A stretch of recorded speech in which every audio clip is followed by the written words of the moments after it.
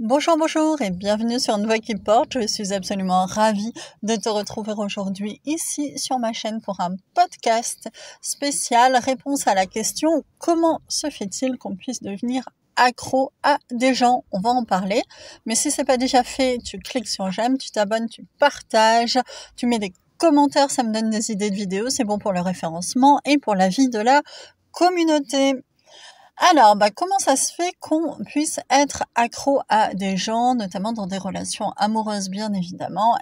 Ma première réponse sera bêtement hormonale, c'est-à-dire que lorsqu'on rencontre des gens qui nous plaisent, et tout particulièrement dans un cadre amoureux, notre corps se met, qu'on le veuille ou non, en mode reproduction, et là, c'est le cocktail d'hormones. Nous sommes littéralement drogué et ça peut durer longtemps, plusieurs mois, voire plusieurs années. Et le problème, c'est que on est super bien, etc.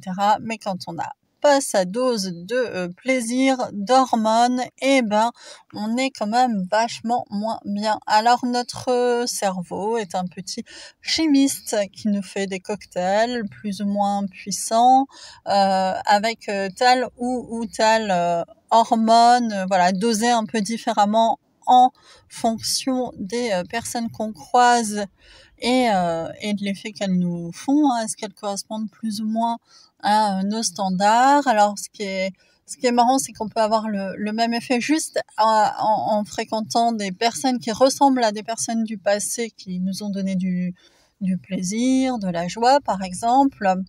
Et la question subsidiaire, c'est comment on fait quand on n'a plus sa dose, forcément. Et oui, qui a déjà connu une rupture, une séparation soudaine, c'est qu'on se retrouve comme un drogué en manque, littéralement.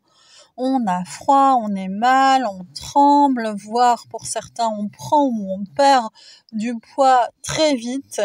Bref, c'est un effet de junkie. Si tu avais besoin d'une preuve qu'il s'agit bien d'un sevrage, là voilà, notre petit chimiste de cerveau ne produit plus sa dose et ça, c'est notamment pour nous pousser à retrouver bien sûr ce qui a été identifié comme un partenaire de reproduction qui est bon pour nous, etc. Bref, notre cerveau nous pousse à retourner, à retrouver notre dose, puisqu'il a identifié que c'est ce dont on avait besoin. De la même manière, on s'attache à nos enfants avec des petits cocktails également d'ocytocine. Enfin bon, voilà, il y a des hormones pour l'attachement. C'est le cocktail. C'est le cocktail et comment on fait quand ça cesse? Quand ça cesse, on peut par exemple faire ce qu'on fait quand on arrête de prendre de la drogue, c'est-à-dire utiliser des substituts. Qui a déjà arrêté de fumer sait que les patchs, c'est quand même pas mal, ou les chewing-gums, ou maintenant on fait des cigarettes électroniques avec de la nicotine à l'intérieur. Là, tu peux avoir des cocktails hormonaux sympas en faisant du sport, en écoutant de la musique, par exemple, en riant avec des amis, en faisant des spectacles sympas.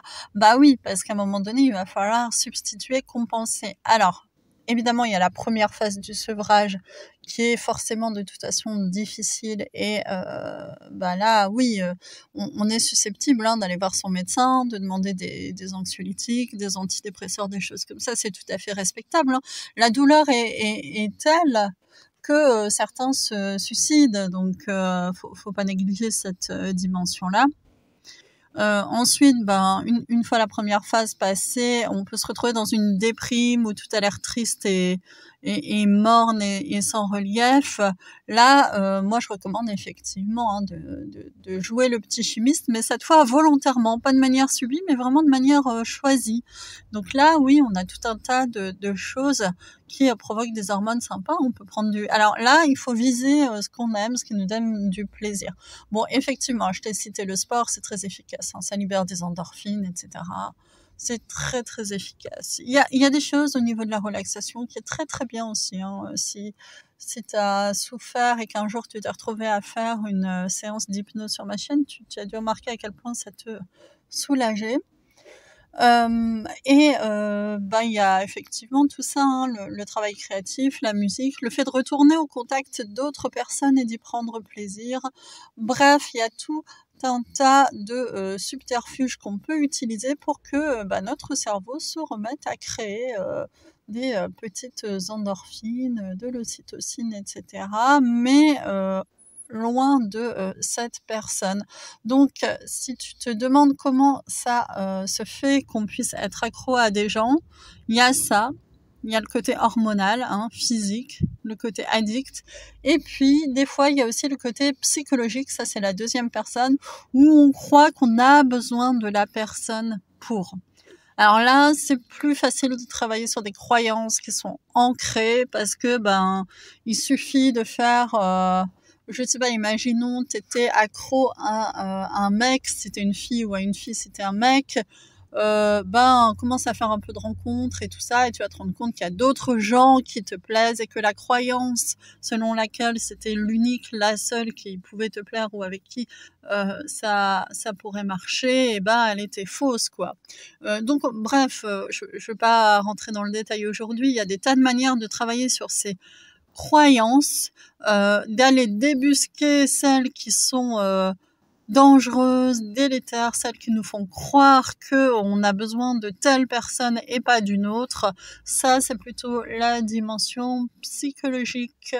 J'espère avoir répondu à la question dans son intégralité aujourd'hui. Bien entendu, si tu as d'autres questions, tu mets ça en commentaire, c'est super parce que ça me donne des idées de vidéos et j'adore. Si tu as des réactions, si tu veux partager, fais-toi plaisir, c'est bon à tous les niveaux. Je te dis à très bientôt. Il y a unevoixquiporte.com site sur lequel tu trouveras des contenus exclusifs et la possibilité de t'abonner à ma newsletter. Je te dis à très bientôt. Prends soin de toi.